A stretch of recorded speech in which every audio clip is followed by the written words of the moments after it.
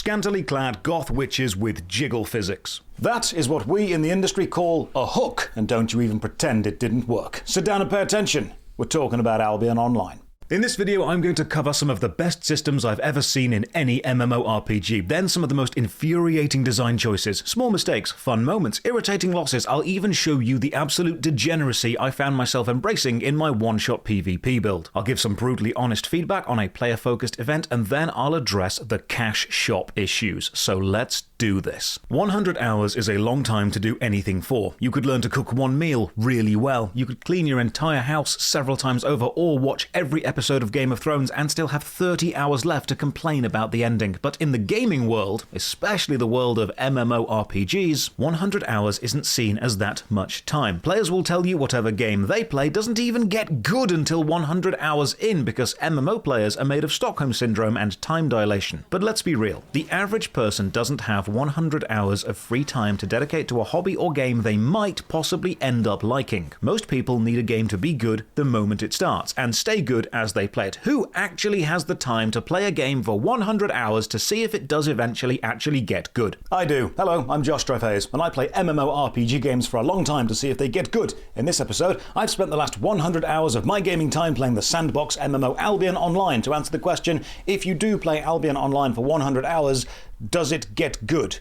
Let's find out. As usual, a massive thank you to all the supporters on Patreon and Twitch who keep this channel alive. More information on this at the end, and also a special thank you to this video's sponsor, Albion Online. Now, I know that might seem like a conflict of interest, a game sponsoring a video about them, but Albion have actually done this before when they sponsored their own worst MMO ever episode, and I was rather critical in that one too. So here's what happened. Last year, Albion Online held an in-game event called the Crucible, a limited time event where a load of content creators each started a guild, then fought to gain guild points, and at the end of the event, the guild with the most points wins. Last year, that was Zizaran. He got sent these cool, real-life swords as a prize for winning. And this year they did it again, the Crucible 2 Electric Boogaloo, and I was one of the creators invited to compete, which is weird because I am not a PvP guy, and Albion is a very PvP-focused game. In fact, I've been very outspoken about how and why PvP within long-running MMORPGs doesn't work that well, because it allows and encourages unbalanced fights and turns almost all open-world conflicts into a zergfest of who can bring the most overpowered guys.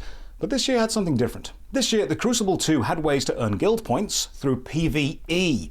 In-game dungeons, solo mob camps, opening chests, gathering materials, open-world grinding, fishing, or progressing the guild hideout. And that is my kind of gameplay. So I agreed to participate if and only if, when I make a video on my journey, they cannot censor it, and they, being a mix of confident in their game and slightly worried, agreed. They then provided me with an experienced player, the content creator Nomad Poncho, to be my guide and second in command of the guild, and believe me, without him we would have done way worse. He has been an absolute champion, and if you are interested in Albion Online, he is worth following. So, grab a cup of tea, sit back and relax as we spend 100 hours in Albion Online competing in the Crucible 2. I'll be breaking down my journey day by day, showing what I experienced, and I tried to experience everything. And believe me, while I had a lot of fun playing Albion with the guild, I have got a lot of criticisms. And then, yes, I'll answer the burning question, is the game pay to win? Now, for background, Albion Online is one of the very few crowd-funded MMO success stories. It's a sandbox MMO advertised by that guy with the croaky voice. It is a top-down mouse movement gathering, crafting, and PvP killing game, although they have added WASD movement, making it kind of a Dark Age of Path of Runecraft PvP game. You download, log in, make a character, and give them the tiniest G-string ever, and then do the tutorial, which starts with you washed up on a beach, because in the big book of RPG openings, washed up on a beach is the first suggestion. Gather stuff, make stuff, fight stuff, welcome to the game. So let's break down each of the core loops of Albion, because to its credit, it gets you into the core loops pretty quickly. It just then never lets you go. We've got a few major areas to look at before looking at how well I did in the Crucible. In order to understand Albion Online, we're going to have to cover gathering resources, crafting them into stuff, how combat works, the market and the economy, including the auction house and the black market, map types and PvP, and then area and open world black zone PvP, which is by far the biggest focus of this game. Let's start at the very beginning with gathering resources. You leave the tutorial zone into one of the 5 main cities, each main city specializing in a certain type of resource, and then you just kind of start playing, but don't go looking for a story because there isn't one. Albion Online does not have a main narrative or a central story. It is entirely focused on the mechanical gameplay experience. Now, hardcore Albion fans may want to argue it does have lore and in-game history which fleshes out the world, but that's the equivalent of standing in Limsa Lominsa and saying your overheard ERP is world building. Because of the lack of narrative, players do not progress through a story written around them. There are no quests or plot lines or epic showdowns against charismatic NPCs. This isn't a world with a story for the player. It's a world full of stories of players. Because of this, my adventure of 100 hours can't really follow any established route or plot that any players might recognize, and that's part of why this game appeals to so many people. This isn't the story of a level 1 adventurer starting in a forest and killing boars, or starting in a castle and helping a cook bake a cake. There's no expected place to be at a certain level, no quest reward you'll prioritize early on, no areas you'll unlock through story progression. You won't be jumping around Tyria for jumping puzzles or saying anything glib to a cool reoccurring enemy. Albion Online is a sandbox, and that means the fun comes from being willing to just sit and build stuff with that sand, find other people who are also building sand and join in. But the freedom comes with risk. You need to understand that sitting in the sandbox and building means someone else might throw sand in your face and you can retaliate throwing sand in theirs, and pretty soon everyone's throwing sand and building sandcastles. This means a huge amount of your time in Albion Online will be spent doing one of two things, usually both at the same time, and they are mechanically grinding the skills or interacting with the community. There are no classes. You can equip anything you like, provided you've got the skill or level to wear it, and we'll look at how you gain experience or fame soon, but for now, just know one character can in theory do everything. So here's the main gameplay loop. Albion Online isn't one playable area. Instead, the game is divided into zones. Press M to see the world map showing all the zones and how they are connected. For now, we're focusing on this little landmass of zones to the south. Note each zone has a Roman numeral and a colored diamond in its name. We'll get to those soon because they are important. Click into a zone and you'll see the resources it contains shown in the top right. Albion Online has 5 main resources: wood from trees, stone from rocks, animal pelts from dead stuff, fibers gathered from plants, and ore gathered from mineral deposits. These resources increase in quality from tier 1 to tier 8 with different names for each tier, so rough logs at tier 1, then birch logs, chestnut logs, pine logs, you get the idea. Similar enough to RuneScape so far. Back to the world maps, you can see which of the 3 of 5 resources any map contains, and which tiers of that resource you may find on it. So travel to Pen Uchaf and you may find stone, fiber and ore from tiers 2 to 4. So can you just go and start gathering tier 4 resources because clearly they are better? Well, no, of course you can't, you silly goose. You need to level up, and that's where the Destiny board comes in. The Destiny board is basically your tracker for everything you could possibly gain experience in, but in Albion Online it's not called experience, it's called fame, as in wow, that experience sure made me famous. One of my issues with the Destiny board from years ago was that you can't zoom out enough, which I'm happy to say they fixed.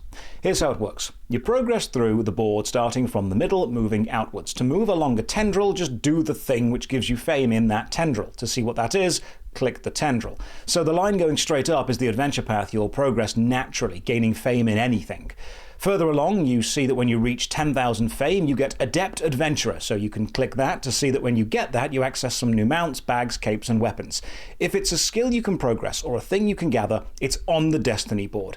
And if you can't do something in the game, such as chop down a certain tree or mine a certain rock, you can use the Destiny board to figure out why and what you need to do to be able to do it. Here's an example. Open the Destiny board. Follow the blue southern tendril to Trainee Gatherer. You start with the ability to equip the Tier 1 gathering tools by standard, but having this unlocked through using the Tier 1 tools gives you the ability to equip the Tier 2 tools. Then follow the splitting tendrils south and you'll see it splits into these specific gathering disciplines. Let's take the ore mining path shown by the pickaxe. I've already achieved this, but you can see that to do that I had to gather copper ore or better until I'd earned 2,250 fame through doing this. And in doing that, I've unlocked the ability to use a tier 3 journeyman's pickaxe. We follow the tendril down more and can see the fill of the line itself is the fame bar required to the next level, the adept ore miner. You fill by gathering copper ore or better, so let's just go and do that. Gather some ore, inventory fills up, weight carried goes up, and if you're carrying too much weight, shown by this bar here, you'll start to move really slowly. This is where equipable bags and mounts come in. Certain mounts increase your carry limit. You can mount up, and then when you dismount, you'll see this circle circle of influence around your mount. While in this, you will continue to benefit from your mount's increased carry weight, so you can travel far and wide, gather way more than normal, then return to your bank or market. Mounts also have this handy-dandy ability of letting you pay silver, the normal in-game currency, to travel back to your last visited city. We'll look at mounts more in the economy section. Now, you can take these resources to a market in any major city and sell them to other players for silver, the in-game currency. But there's another currency, gold, and we'll look at that pretty soon. So that's pretty much the basics of gathering. Every tool can gather its specific resource up to one tier higher than it is. So a tier 3 pickaxe can mine tier 4 ore, or a tier 6 axe can chop tier 7 trees. So there's this progression of using the thing to get the resource, which makes the next version of that thing. But there is an exception. Resources of tier 4 and above can have a chance to spawn as a better version of themselves, referred to as the enchantment level. So you could get basic tier 4 pine logs. Or, if you're lucky, get tier 4 uncommon pine logs, which have a little green sparkle around them. Then you could even see rare, exceptional, or pristine pine logs, enchantments levels 2, 3, and 4, respectively. Now, these are much, much rarer, and you can see the chance of a rare spawn on the map screen shown by the little diamond icon to the top right. Gathering an enchanted raw resource requires a gathering tool of the same minimum level as that resource. But once you've gathered a load of stuff, how do you make it into useful things? Well, you do it with crafting. Bring the resources you've gathered back to a city and head to the correct processing station for that thing. You can use the local map to see where the stations are and which player owns them. Players can own stations and set taxation limits on them, so whenever someone uses them, that player earns a small amount of silver. Take this forge, for example. You can see that to make a novice broadsword, we can click on the recipe and need copper bars and stiff leather. We can then find a smelter and turn the ore we mined into those bars. Be aware, while crafting and making things, you can spend focus points, a resource which refill if you are a premium member. This can potentially increase the output of whatever you're trying to make, making it more efficient. So the broad crafting process is gather raw resources, then use processing stations to turn those resources into ingredients for items, then use making stations to turn those ingredients into the items themselves. Like how I can use 999 pine logs here to craft a load of novice bows. It's a flowchart. And you can again use the destiny board to find out what you need to do what you want to do. If you want to make this bow but can't, you can see it's a tier 7 Grandmaster's War Bow, so you check the bow crafting tendril, find Grandmaster's Warbow as a level 60 bow crafter unlock, so you get crafting a load of lower tier bows to gain the fame to reach level 60. Now, some of you have moved this video to the background tab, and so here are those jiggle physics from the start. Welcome back. Try to stay focused. There will be a test. Not on the jiggle physics, though. On this. So all gathering relates to all crafting, and the Destiny board links it all together, but there are two more things we need to touch on, and then a cool thing I want to show you. The first is, remember how sometimes resources could spawn as enchanted versions of themselves? Uncommon, rare, exceptional, or pristine. Well, when you try and make something, you can select to make the basic thing, or you can make the enchanted version, from enchantment level 1 to 4. With that level of enchantment needing that version of the enchanted ingredients. And better versions of the finished item have better item power, shown here. We'll touch on item power more in combat. And then there's another system. Quality. Whenever you make something, there's a small chance it just randomly ends up better. Shown as normal, good, outstanding, excellent, or masterpiece. The chart here showing the chance of each of those randomly being made. Quality of the item changes its icon border from grey through iron, copper, and then shining silver. And if you're somehow incredibly lucky, gold for masterpiece. You can see on the Destiny board that as you make more of a certain item, you gain bonuses to quality, increasing the chance that it just randomly ends up better. So every item has 3 specific elements to really worry about: tier, enchantment level, and quality. First, the tier, shown by the number in the top left of its icon. Higher tier resources need higher tier gathering tools, and higher tier equipment need you to advance through the Destiny board to level up your aptitude with lower tier stuff to be able to equip it. Basically, if you want to equip a tier 6 Master's Glaive weapon, you can see that's a level 30 unlock on the Destiny board, which you gain by earning fame while having a spear equipped. Secondly, enchantment. This is the item level shown with the diamond pips to the bottom edge of the icon, up to a maximum of 4. A higher enchantment level does not require extra skills to equip, so if you can equip a tier 5 bow, you can equip a tier 5 enchantment level 4 bow, making it objectively better. And finally, quality. The random chance the item remaining the same tier and enchantment is just better, changing the icon border and giving a small item power boost. You can then click on any item and hover your cursor over the item power number to see where that number is coming from. Take these tier 4 daggers with a base power of 700, plus 300 from being enchantment level 3, and then an extra 20 from being good quality. Ignore the mastery bonus for now, that's a small bonus you get from using a specific item for a long time. So if someone said, I'm going to equip a T4.1 sword, they mean tier 4 enchantment level 1, and this specific balance matters. I'll explain why in combat later. Now that was a lot of information, but here's a really cool touch. Every equipable item in the game, from resource gathering tools to armor and weapons, is player made. And if you click on any item at all, you can see the player who made it. Then you can click on their name and see their player stats.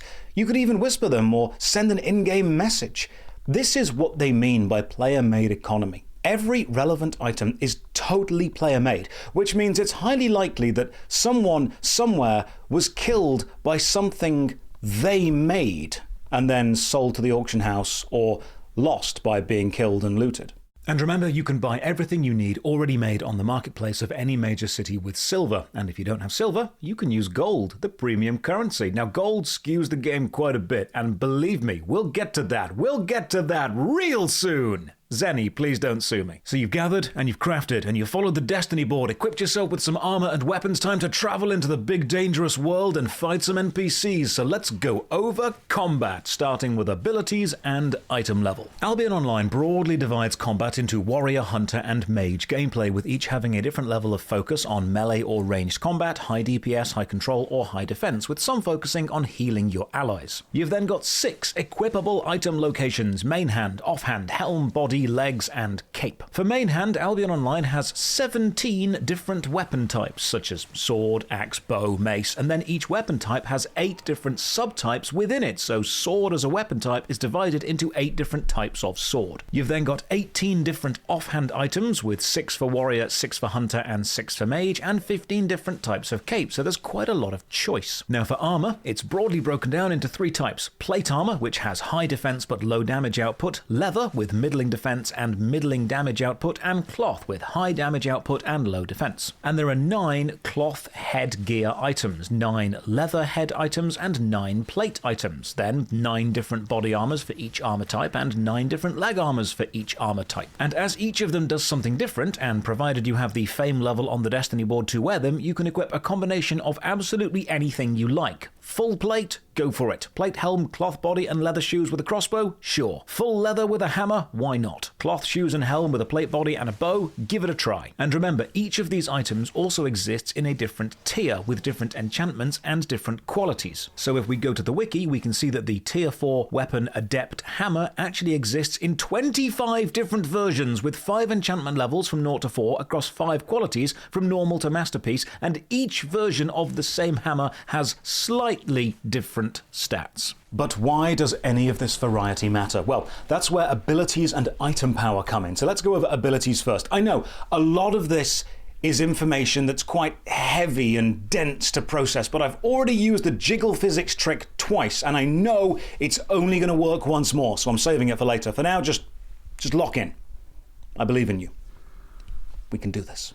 In Albion Online, you have 4 aggressive combat abilities, 1 defensive, and 1 movement ability, and all of these abilities are chosen from a selection you will have based on what armor and weapons you are wearing, along with every wearable item also having a passive buff. So let's start from the top down. The item you equip on your head, either a cloth cowl, leather hood, or plate helm, will let you choose your defensive ability bound to the D key as standard. Let's take the Adept Soldier's Helmet. You equip it, and then you'll see you've got 3 choices: Energizing Shield, which is a temporary shield; Stone Skin, which increases your defense for a few seconds; or Block, which makes you immune to all damage, which sounds pretty good. But what about another plate helm, say the Helmet of Valor? Well, that's got 3 abilities to choose from: Energizing Shield again, Stone Skin again, or Purifying Smoke, which cleanses all crowd control effects around you. But you'll notice the first 2 abilities were the same. Well spotted. And that's what makes different equipment types within the same family still matter. All plate helmets have 3 defensive abilities to choose from, but the first 2 are all the same on all of them. The only difference between helmets within the plate helmet family is the 3rd choice. The same is true for cloth cowls and leather hoods. All leather hoods have energizing shield and cleanse as abilities, but the 3rd one depends on the specific hood type. The royal hood will give you growing rage, which builds up damage stacks, and the hood of tenacity gives you a damaging aura around yourself. This design carries across every piece of armor for every single slot. All leather body armors have 3 abilities to choose from, and they all share the same first 2. All cloth shoes have 3 movement abilities to choose from, and they all share the same first 2. So choosing your armor set is less about the inherent stats of the item and more about the ability that item can bring. The leather hood Assassin's Hood isn't the best hood for pure stats, but it is the only hood with the ability Meditation, which increases your ability cooldown rate on all your other abilities, meaning you can combine it to potentially fire off more damaging abilities twice in succession, overwhelming the enemy defenses. So your headgear governs your D-bound defensive ability. Body armor is bound to R, and footwear is bound to F. That's usually a movement ability. Which leaves the 3 damaging abilities naturally bound to Q, W, and E, and these are found on your weapons. So let's take the basic battle axe. On a battle axe, you'll find 3 choices for your Q ability. This is usually a quick, low damage ability with a short cooldown. They are a strike, a spin, or a crowd control hit, with some abilities being unlocked as you progress through the Destiny board. Then you've got 5 possible choices for the W ability, which all have mid-length cooldowns of 10 to 20 seconds, and some do big hits, and some boost damage, and some create a circle of whirling defensive blades. And then you have your E ability, which is usually the most powerful. You've only got 1 choice, and it has the longest cooldown. For the battle axe, that's throw your axe and gain health back from everything hit. But here's the thing.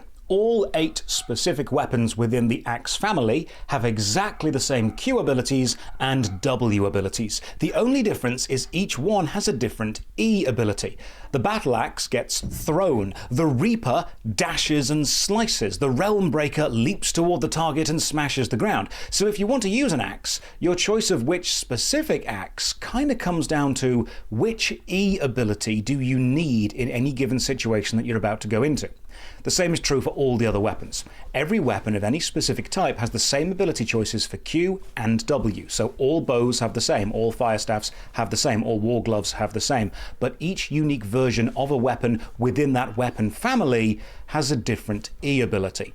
And that is what makes the mixing and matching matter. So you've gathered, you've crafted, and now you're equipped. How much damage will you do? Well, that's all based on the item level of the thing. And the great thing is the tooltips of all the things give you all the information you need. Take this tier 4 non-enchanted normal quality broadsword. It has an item level of Jiggle Physics. Hot Girl Witch is on screen right now. That's it. That's the 3rd and final time I'm allowed to use this. Don't drift away from me. We're almost at the PvP bit where I die a lot. Just get through this item level bit with me. I believe in you. Right, tier 4 sword, item power 700 says just there. And if you cursor over the first ability, Heroic Strike, you'll see it does 187 physical damage. But take exactly the same weapon, same tier, but crank up the enchant level to 3, make the quality excellent, and see that the item level increases. Well, hover the tooltip now, and Heroic Strike is doing 249 damage. That's why item level matters. It relates to the amount of damage a weapon will do and the amount of protection armor will offer. But check this out. A tier 4, 0 enchant, normal quality adept fire staff is 700 item power and costs 2,500 silver. And a tier 5 version of the same weapon is 800 power and costs 7,000 silver, more expensive. So increasing the tier of the item by 1 and changing nothing else increases the item power by 100. But you'll notice that increasing the enchantment level of an item, that's the little diamonds, also increases the item power by 100. So a tier 4 level 1 enchanted fire staff is 800 power, the same as a tier 5 unenchanted staff. This means it's often cheaper to buy a lower tier item at a higher enchantment level than to buy the higher tier item, because you'll end up with the same item power overall, which means each enchantment level could, in theory, be seen as a pseudo-tier increase. A tier 5 item enchantment level 3 is the same stats as a base tier 8 item, and it would be cheaper than the tier 8 item. The only other thing that matters is how each equipable item, including capes, have a passive ability buff to choose from, and you can change any of these when you're out of combat, like increasing your damage output or carry load, or giving you a life leech effect whenever you do damage. But what if this is all a bit overwhelming for you? Well, let me show you one of my favorite systems I've ever seen in a game. Right-click on your character portrait to the top left, then click Armory. You'll see a load of buttons all relating to different activities you can do in Albion Online, from open world solo grinding to 5v5 arena to hunting world bosses. Click the activity you want to do, and you'll see a breakdown of all of the most popular builds other players are currently using to do that, including all the equipment combinations and how effective each combination is for each aspect of that activity. It even suggests the abilities you should choose for the loadout, and once you find one you like, you can save it as a loadout and then go to a marketplace and automatically just buy every item and weapon you need for that loadout.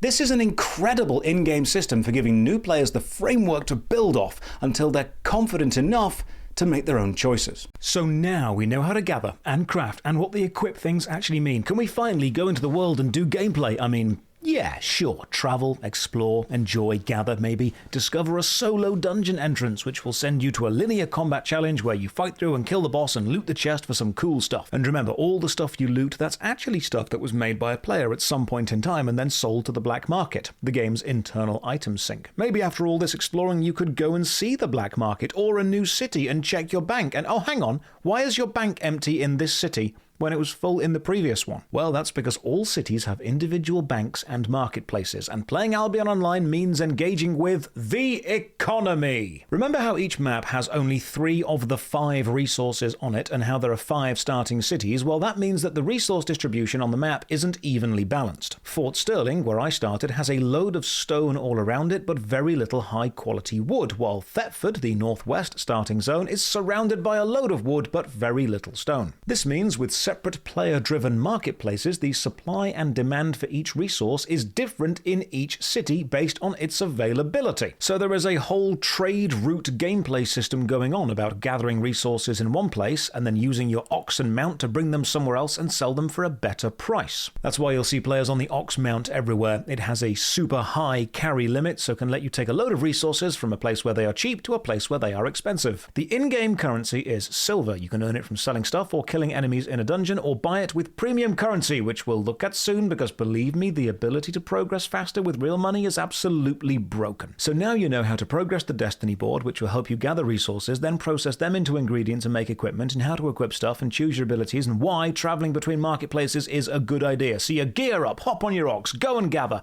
set off on your life as a trader, and then something interesting happens. You get killed by another player and lose all of your equipment and carried stuff, because Albion Online is all about PvP.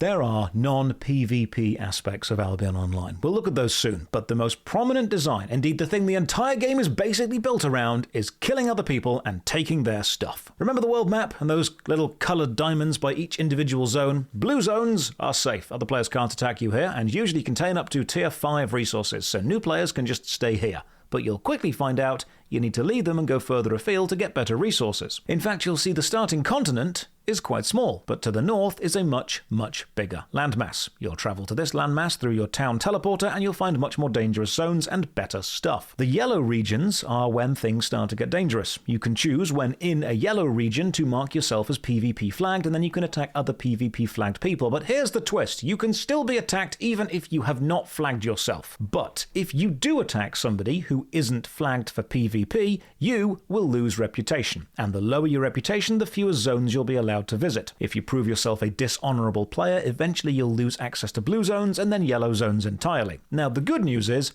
dying in a yellow zone doesn't lose you any stuff. You just get knocked down and your stuff loses some durability, which can be fixed in a city. If you're in a yellow zone, you can see a little number to the bottom right on the minimap, which shows you how many PvP flagged players are in that zone. Now, the red zones are when things get a bit scarier. You can still choose to flag yourself as PvP allowed, but you can still be attacked by anyone, regardless of if you're flagged or not. And dying in a red zone means you will drop all of your equipped and carried loot. You don't drop your silver or your premium gold currency, but everything else That's gone. Then you've got Black Zones, or Outlands. They are full loot PvP, no reputation loss, anything goes. Black Zones also boost the amount of fame you gain from killing mobs or gathering resources, and they are the only zones in the game with tier 8 raw resources. Meaning if you want the best stuff, you're going to a Black Zone eventually. Now, can a high-level guild team up and kill you? Yes, they can, and they will. That's the entire point. In fact, guilds can place secret hideouts in Black Zones and then reinforce it. Or they can lay siege to another hideout, or charge for protection services. That's well within the rules of the game. It's all allowed in the Black Zones. It's not a case of if you'll die, it's a case of when. And this leads to an interesting design philosophy within Albion Online, something which took me a while to get used to personally. In Albion, your equipment is a consumable. It's temporary, just like a potion or a single-use food. This isn't your axe, it's your axe for now. And traveling around means you risk losing that axe. So you just don't go anywhere with anything you're not willing or able to lose. Everything is temporary. And the ultra high-level equipment doesn't mean anything if a group of mid-level players with cheaper stuff can overwhelm you and take it from you. The best battle axe in the game right now, the Tier 8 Enchantment 4 Masterpiece Elder's Battle Axe, is on sale on the marketplace for 350 million silver. It has an item level of 1,771 and does 315 damage. While a Tier 7 Enchantment 3 Excellent Axe is 3.8 million, almost 100 times cheaper, and it has 1,523 item power, doing 259 damage with the same ability.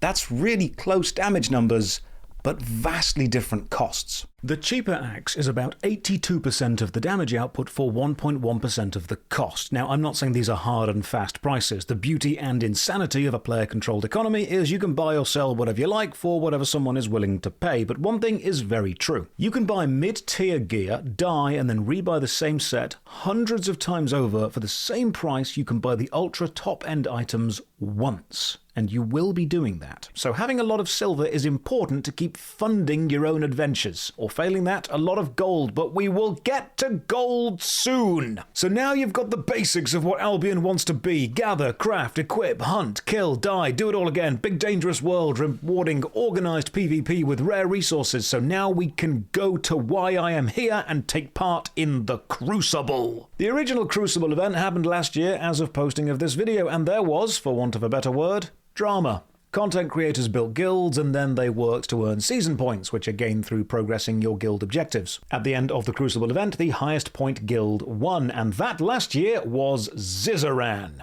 And here is a picture of a successful, attractive, and funny content creator standing next to Zizaran. So this year, the Crucible returned, but with two rather interesting changes. The first was it was a shorter event, lasting only 2.5 weeks, and the second was Crucible points were no longer tied to season points alone. Instead, they were gained through completing Crucible tasks, and each guild would have their task progress tracked on a journal webpage, which anyone could access so you could see how every guild is doing every day. And these tasks included a mix of guild building, PvP, gathering, and PvE solo gameplay. Now, I may not be the go-to guy for high-level PvP, but MMORPG, PvE, dungeons, and repetitive grinding, that I can do. So I agreed to the 2-week challenge, started a brand new character, rallied my Discord server, and on the first day we had up to 300 people in the guild, which is the guild cap. Now the guild would be run by myself and my assigned Albion Online professional, Nomad Poncho, who is not only incredibly good at the game and fantastic at teaching and leading people through the game's more complex bits, but is also extremely good looking, so you should go and follow him for this alone. So Nomad Poncho talked me through how to set the guild up and set the permissions, and we invited people in. Now, I need to be honest, the Crucible is a challenge event, and there are prizes for the top placing guilds. Quite good prizes. And around 100 content creators were taking part, and I wanted to do well, so in theory, I could have just curated who joined the guild, and only accepted hardcore enfranchised players, or tracked individual players' performance and offered incentives for the most amount of points gained per day or per week. But that isn't the vibe that I want to bring to MMORPGs. This genre can be intimidating for new people to join, and many people have said to me they would love to play an MMORPG, but they just don't know if they'd be any good. So all I asked of anyone who wanted to join was to do your best. Don't care what level you are, don't care how much silver you've got, veteran, brand new player, didn't matter. Just log in and do your best. Engage with the community and give it a go. And to the guild's credit, everyone did just that. Now, the first day was a bit chaotic. Lots of new people joined, lots of confusion, and because I'm mostly a PvE-focused MMO creator, a lot of my Discord is made up of PvE players, so we're not really hardcore PvP people. But we did some gathering, explored around, tried some arena PvP, gained some points. In fact, by the end of the first Crucible day, the Lords of Strife was in 6th place, which I think is pretty good, given that we're still finding our feet. And this leads to 3 things specifically, one of which is a general comment and 2 of which are Crucible specific. The first is how premium currency gold works, and the second are how Crucible points are earned and then how the server matters for the Crucible challenge itself. Let's start with gold, because there's no real avoiding or sugarcoating this. You can buy power in Albion Online. If you have enough money, you can buy a lot of power. Gold is the premium currency in the game. You can access the gold shop from this button. Right now, you can buy 14,250 gold for $100. And gold can be used for a variety of things, such as purchasing vanity items and cosmetic overrides, or buying in-game premium status, which gives you things like learning points, which speed up the process of progressing through the Destiny board, or focus to make crafting things more efficient. You also gain a fame bonus and more silver from mobs and more farm crops and less market tax rates. Basically, premium makes the game quicker, but the main use for gold is to just directly buy silver. There is an in-game exchange where you can buy gold with silver or silver with gold. Right now, 1 gold coin, that's the premium currency, will get you just over 7,000 silver. So if you did buy that $100 pack and got 14,250 gold and then sold all of it, you'd have 102.2 million silver. At that exchange rate, we can see it's roughly $1 per million silver right now. Then you could go to the marketplace of any major city and search for a consumable item called a Tome of Insight. This is a single-use tier 4 item, which, when consumed, grants 10,000 combat fame to whatever you're wearing, progressing along the Destiny board. So if you want to gain fast experience in plate helmets, leather body, cloth shoes, and daggers, equip those things, then read one of these books. Be aware it's 10,000 fame to each thing, not 10,000 divided between them, so make sure you're wearing a full set of whatever you want to get good at. Buying and reading Tomes of Insight is an incredibly quick way to gain huge amounts of fame, and thus progress along the Destiny board and unlock the higher tier abilities. But how quickly can you do this? Well, the average price for a Tome of Insight is 29 to 31,000 silver. Let's round it to 30,000 for ease of calculation. The $100 gold pack, remember, exchanged to 102.2 million silver at today's rates, which would allow you to buy, if you paid 30,000 silver each, around 3,400 Tomes of Insight. Now, I assumed that any individual marketplace would probably run dry of tomes before you could actually do that, but no, I found several stacks of 999 tomes, priced slightly under the 30,000 each, on the marketplace, so you could easily buy them all. Now, as of this video, reaching level 100 with a single weapon, which is in theory the maximum, although there are 20 levels after that we're not going to worry about too much, would take you 34 million combat fame. So, if you were to equip a weapon and armor set, and then read all 3,400 Tomes of Insight for 10,000 fame each, you'd earn approximately 34 million fame, and max a weapon without doing anything else. And when you've done this, you can spend whatever silver is left over buying the maxed out Tier 8 fully enchanted masterpiece items for the skills that you now have. It will be expensive, no doubt, but you can do it. Now, I can feel the Albion Online fanboys shouting at the screen and demanding that I call it pay to progress and not pay to win, because there's nothing here that a free player couldn't, in theory, earn on their own eventually. 50 or 60 hours of PvE in a black zone could get you the silver needed and the fame gained, and they're somewhat right, but let's just be real about this, guys. We've had this discussion before, but let's have it again. Pay to win doesn't mean you can't win unless you pay. It means there's a direct link between money in and in-game power achieved. Spend more, get stronger, and Albion Online is that. Now, of course, there's a cap. Once you're at max, more money in isn't going to make you stronger, but it's going to let you reach that power cap way faster than a non-paying player. And if you die and lose all your items, it's going to let you rebuild and re-equip far faster. If money isn't an object to you, you can progress and continue to do riskier things faster. Now, there are things money can't buy, like understanding the mechanics, the skill of PvP, build knowledge, map knowledge, a reputation, a consistent guild. And sure, a skilled player is going to have a large advantage over an unskilled player, which may allow them to win a conflict in worse equipment. But if two equally skilled players start playing at the same time from fresh, the one who spends more real money on gold, then converts it to silver, then buys what they need with that silver, instead of having to go and gather it all themselves, is going to have a mechanical advantage. That's undeniable. And personally, I think anyone arguing against this is simply trying to find a way to maintain the advantage they already have. And this matters because due to my referral link from my worst MMO ever Albion Online video still being active, I started this challenge with around 25,000 gold, which I was able to immediately swap for silver and start with several 100 million silver. It's why I've still got level 1 crafting. I have not needed to go beyond that. Now this massive silver boost will come into play in two ways. First, I'll be able to buy whatever I need whenever I need it, and second, I can embrace the British within me and just start funding the aggressive expansion of the guild by giving Nomad Poncho tens of millions of silver to build a base, then giving guild members $1 million each to go and have fun, winning battles by proxy, the British way. So that's the gold issue. Next up, let's look at the Crucible points themselves. Hi, Editing Josh here.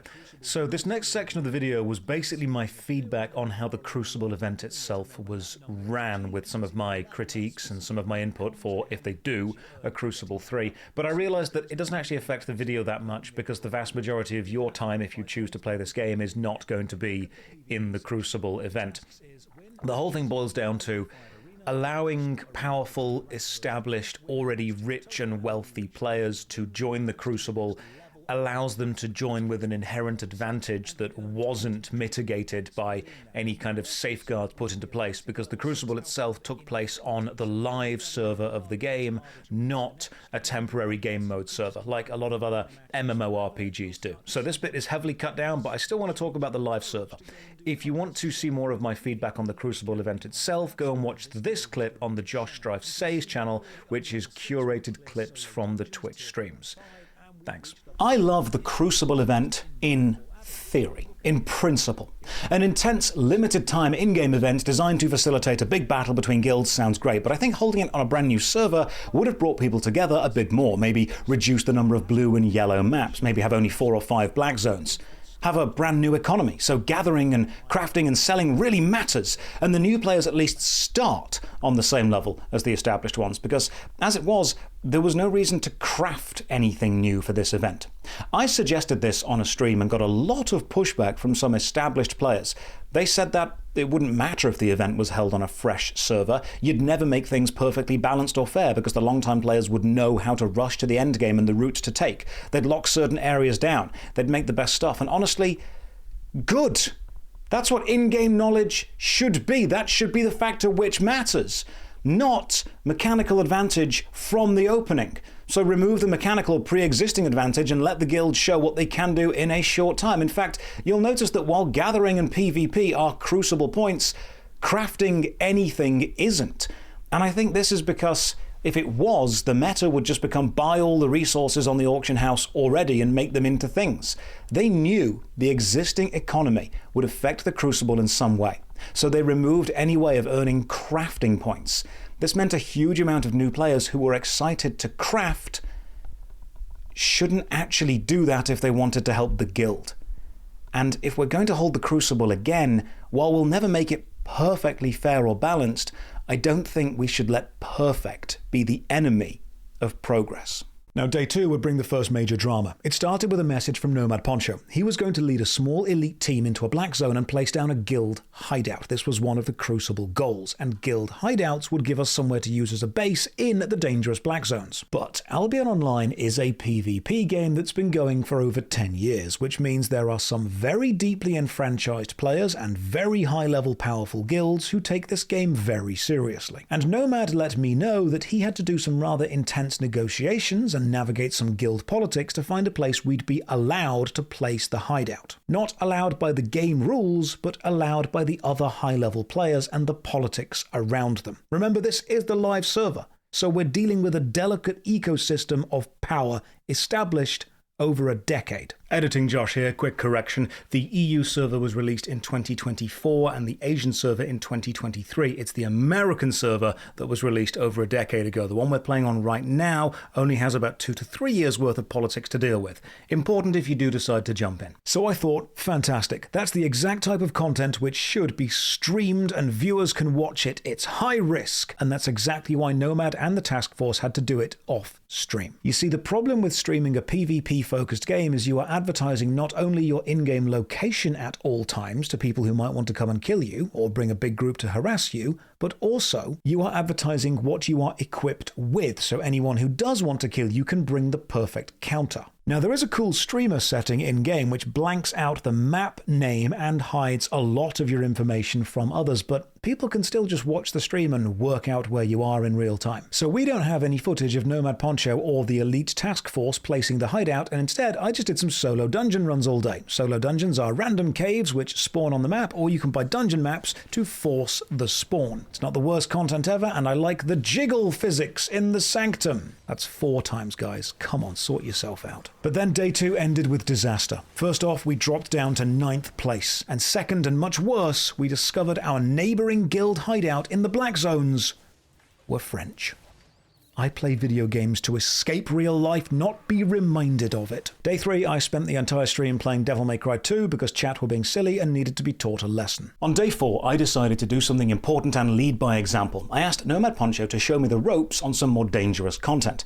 So we joined up and rode out together to the Roads of Avalon, a location you can travel to via these portals. And while here, you can kill harder open-world mobs, then open some treasure chests. Remember, the further you go from safety, the higher the fame multipliers get. So you're always rewarded for taking risks. This leads to Nightfall Abbey, another open-world place where you can hunt down powerful passive buffs which stack and can be taken back to PvP. And honestly, this was fun. I like when games get you into the cooperative stuff quickly, and Albion definitely does that. So after our little escapade into Nightfall, I was beginning to see that no matter how cool I felt wearing my full plate armor set with shield and hammer, it wasn't actually that practical for anything outside of some very specific PvE tanking moments. I needed to learn the most vital skill in Albion Online. I needed to learn how to kill other players. And it just so happens Nomad Poncho is an expert at doing just that, so the training montage began. It took me a while to get his build, but let me talk you through it ability by ability, and remember, we're equipping specific items to gain access to the abilities they have. We're going with the double dagger build, which is a burst damage, solo target focused build. The idea is we rush in, kill someone quickly, then run away. Hit and run, no messing, no chance to recover. Here's how it works. With double daggers equipped, press Q. This starts to build stacks of Assassin's Spirit on you, shown by these rotating swords. Each stack increases my damage by 6% and stacks up to 3 times. That's an 18% boost for a few seconds. Then equip the Helion cloth shoes. Choose the third ability. Pick my target and press F. This is Mark of Sacrifice. I become invisible for 2 seconds. Then you dash to the marked target and all your damage against that target gets increased by 35% for a few seconds, which does stack with the Assassin's Spirit stacks. Once you reach them, use the first ability on the dagger, Throwing Blades. You'll throw 3 shuriken, and for every enemy you hit, you'll increase your own damage by 10%. Even if you only hit them, that's fine. And then the finisher. The reason we're using the daggers, press the big bad E, Slit Throat. You do 1 big attack and hit more based on how many Assassin's Spirit charges you have, which in this case should be 3 for maximum damage, and it all combines with the damage boost to hopefully kill someone in 1 hit. Everything goes into the final hit, and once we've done it right, we'll take any cloth or leather armor users from full health to 0 in 1 flashy burst of damage. Doesn't work so well on plate armor users, though. And if they do happen to survive on a shred of health, we can press D, the third ability from the Assassin's Hood, Meditation, which reduces all our cooldowns and lets us go into the combo again super quickly. Panic button if it all goes wrong, the Everlasting Spirit ability from the Cleric's Robe bound to R, an immunity bubble while we run away. With this setup, Nomad and I get a 5-man guild team together and queue up for the arena, which is a capture the points battle and can be queued for directly from the UI. The objective is to reduce the enemy's score to 0. Capturing a point reduces it by 10, killing one of their team reduces it by 2. Now do be aware, this build is super flimsy and folds like a cheap suit if your opponent just pops any defensive ability halfway through it. But when it works, My god, it works. And I discover something else. Winning arena matches is a Crucible goal, and if you have 5 guild members in your team, it counts as 5 wins. So that's nice, but eventually, after dominating for quite some time, we gain as a team enough points to reach the next arena bracket, where we face some real experienced players, and we get destroyed. Honestly, PvP is a lot more fun when I'm winning. Day 4 ends with the guild slipping to 11th place, but I still have hope that we could end up in the top 10. Days 5 and 6 go slow. I realised because I've just started with a load of gold and silver, I've had the luxury of buying anything I needed and not had to gather. So to understand the experience, I go and gather, and my god, is it tedious. Gathering in a dangerous zone may be faster, but I'd likely get stream sniped, so I couldn't gather the higher tier stuff yet anyway. This meant several hours of just travelling around, gathering everything you can find, and what I did come to realise is resources in Albion are spread across the map, unlike, say, RuneScape, which has specific spots to go and mine, or forests to go and woodcut, or rivers to go and fish in, which naturally create these social hangout zones of everyone doing the same thing. Fishing levels, woodcutting levels, the common questions you ask. But Albion is mostly a PvP game, so you almost want to find a clump of resources away from everyone else unless you're running with a large guild. It means sometimes the most effective way to gather at low to mid game is just crisscrossing the map like you're searching it, constantly moving and hoping you don't bump into another player, while in other games you'd be hoping that you do. A few more days of solo dungeons, group PvP, gathering, crafting, dying, and rebuying things, and finally I have an epiphany, something I should have been doing a lot more. I am British, and so calling upon the spirit of my British ancestors, I decide the best way to achieve world domination is to just pay other people to go and fight for me. So I converted a load of gold into silver, then just stood in the guild hideout, handing out 1,000,000 silver to anyone who traded me. Most of the guild are new players, so this would be a substantial boost for them and not really noticeable for me. And after a while I had an almost well-paid guard, just as the ancient Brits intended. Unfortunately, even with all the bribery, we ended the day in 12th place, with Zizaran shooting to the top, having over double the amount of Crucible points we did. They say if you come for the king, you best not miss, and we weren't so much missing as not even in the same shooting range. The Albion Online community even responded by making some memes and putting them on Reddit. The next few days had kind of the same vibe. Gather, craft, buy, die. I played quite a bit off stream because streaming was advertising my position, and I knew there were people in the stream wanting to hunt me down, and I needed to be in the red or the black zones. So on stream I was only really able to do a lot of safe PvE content, and to Albion's credit, it has added a lot of that. Now, one of my main issues when the game launched was the lack of PvE content, but it's very important to realise that's a me problem. I know this game isn't made to appeal to me. It's a game for PvP players, area control players, people who want to be able to form a guild and control the map. That is the player base Albion Online wants, and there is nothing wrong with that. But I've had a lot of people messaging me, because this is what my community mostly is, saying, I'd love to play Albion, but I don't want to do PvP. And I think they heard those complaints and added in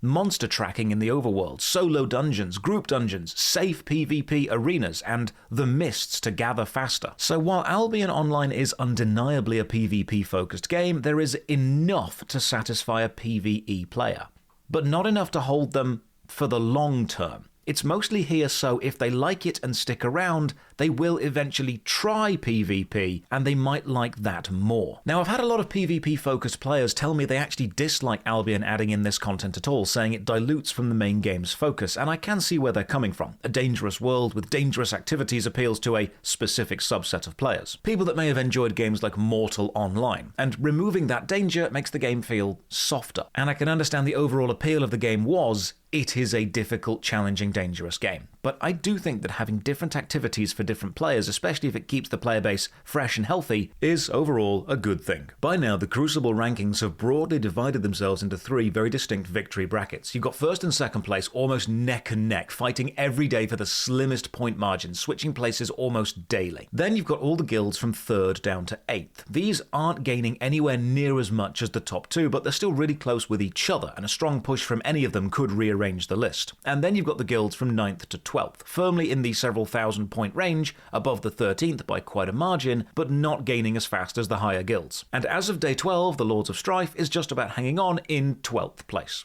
I spent quite a long time playing off stream because, to be honest with you, despite all of my critiques and issues with the Crucible event itself and not being a PvP-focused player, I do enjoy the gameplay loop. Now, my personal issue here, I find Albion Online quite hard to stream. Going into a PvP zone is definitely a better, more exciting time for me and for the audience, but it's a larger risk because of people wanting to kill me for content, and they know where I am and what loadout I'm using, so they can just bring a counter. Now, I could just take a large group of players with me, but open world fights in PvP-focused games are often not fair. In fact, they're designed by their very nature to be made unfair before they even begin. This encourages me to do the safer content on stream, like lower level gathering or solo dungeons or arena matches, which are fun to play, but can get a bit repetitive to watch. The lack of a story or questline means I can't, as a streamer, fall back on experiencing the game's designed flow. I have to constantly be making my own adventure to entertain the audience, which is a very free-form way to play, but I find personally that streaming it ends up being a bit more work than a game that has something you can latch onto. By now, I've accepted that we're probably not winning the Crucible, and wanting to give the game a more fair shot, I log in and follow the in-game journal, a list of hundreds of things you can do, which all reward you with in-game items like silver or tomes of insight. If you're a new player, following this is great. It guides you around the world and gives you a load of goals. I love frameworks like this. Telling a new player they can do whatever they want isn't always as liberating as designers think. Sometimes it's actually intimidating. You're putting the responsibility for making all of the in-game choices onto the player without them knowing what those choices actually are or could be. So having frameworks and suggestions like this can help narrow the focus of what they can actually do right now until they want to take the initiative. So I start following the journal and achieving some goals. One of them is visit another city, which is easy, and then the central city of Carleon. Unfortunately, it's surrounded by several red zones, and despite dressing as a pretty princess and carrying nothing, I still get almost instantly one-shot by a waiting player. But while on the map, I see these massive world boss looking enemies, and they look super cool, and they've got jiggle physics. That's the 5th time. If it's still getting your attention now, you need to take a good long look at yourself. So I decide to head on over. It's a yellow zone, so the worst that could happen is I get knocked unconscious, and through using this ability of getting knocked unconscious, I can run through all the mobs and make my way to the center. So I can attack the world boss, and she instantly kills me. You need a team of powerful players to stand any chance here.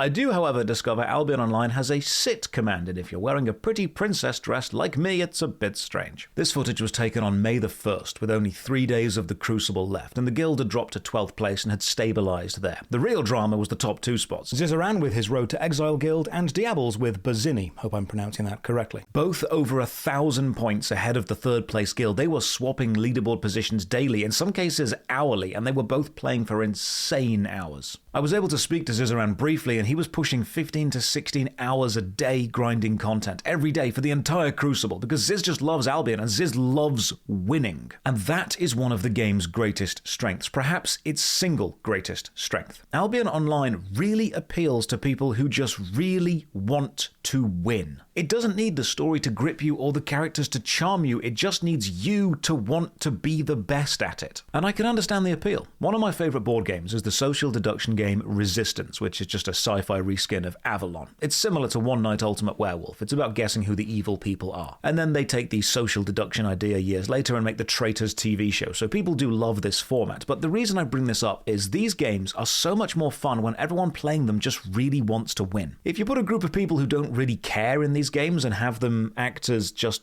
background filler while they're doing something else, they'll go through the motions of playing it, yeah, but it's nothing special. What these games do is give people who like competition and are competitive a chance to really, really compete. And that's what Albion Online does. Sure, it's got the slow and chilled gathering gameplay and the slow-paced crafting, it's got the big Destiny board you can advance through and the framework for new players. These are all lovely, but they exist in support of the main design loop, which is giving the player the chance to win, and therefore make other players lose. Get the resources first, make the stuff better, win in PvP, win in the arena, dominate a guild hideout, lock down the mists or the roads of Avalon, or any map you like. And while this competition and danger won't appeal to everyone, it is the gold standard for people who actually want to do this. There is a person out there who will be served perfectly by Albion Online. But to wrap this all up, and to be completely honest with you, I am not that person.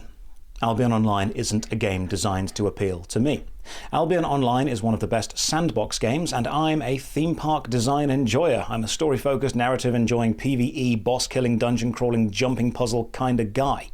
So while there are elements I can find to enjoy in Albion Online, like the solo dungeons and the safe arena PvP, I'm not the target audience for the main game loop of a dangerous open-world game.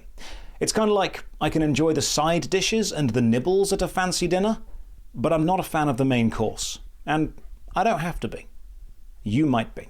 Albion Online is, in theory, a game which can be played casually, but you'll be limited to the casual elements that have been added for you, like solo exploring or safer maps, and they are not the focus of the game. It, however, shines when it's played as a game you want to dominate, and you're playing with a guild who share that passion. On the final day of the Crucible, still at 12th place, we got the guild gathered on the guild island, formed 2 teams, one led by Nomad Poncho, one by myself, and did some guild versus guild PvP battles, and it was really good fun. From capture the points to 1v1 fights to big brawls, and they were all really close. And I think everyone had a really good time here because there was no danger. And sandboxes are at their best when they let you throw sand at other people and can then clean up afterwards. So after playing Albion Online for 100 hours and competing in the Crucible, should you play it? If you want a sandbox PvP-focused game about resource and territory control with faction warfare, guild politics, and risky merchanting and banditry, then yes, it'll give you everything you want and more. If you care about your own story in a fantasy world more than the story of the world itself, then this is the game for you. Just be aware, the reward of glory comes with the constant risk of failure. If, however, you're after a more player versus environment, narrative-driven, less dangerous experience, Albion Online, while it has provided a few gameplay loops for you, may not satisfy you for that long. It is proudly a PvP game, and it is not twisting itself into a pretzel to appeal to people that don't really want that. So if you're more about grinding dungeons, then Albion is not the game for you. But, and this is probably the most important aspect of this entire review, if you want a game where the goth witch enemies have jiggle physics, Albion Online has got you covered. And that is worth a lot. Cheers for watching. Another massive thank you to all the people online who support via Patreon and Twitch, and to Albion Online themselves for inviting me to take part in the Crucible event. It was fun, even if my one-shot dagger build stopped working when people realized how to counter it. Check the video description for links to all of these things and a sign-up link for Albion Online. And as always, have a great day.